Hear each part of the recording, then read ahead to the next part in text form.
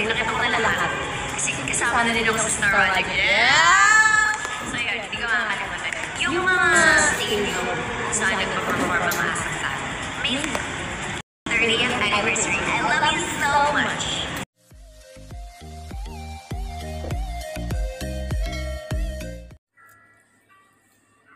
Hey guys, update tayo Kim Chiu. At dahil nga 30 years na ang ASAP, showcasing talented artists as we continue our celebration to ASAP 30th anniversary. Kim Chiu Batch 2006 shares her favorite experience and heartfelt gratitude. Etong 2006 kasi, nung pagpasok ni Kimi, since na siya yung nag-audition sa Pinoy Big Brother. At sakto naman din, isa si Kimi na nakuha that time na nag-audition sa Cebu.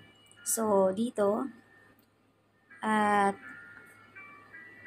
kumbaga, sinishare lang ni Kim yung experience niya since 2006 at kung paano siya nagsimula at ngayon, nag-grow na siya.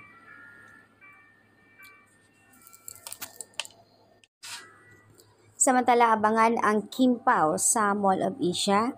Magkakaroon sila ng event dahil sa kanilang pag-promote ng Chowking Halo-Halo.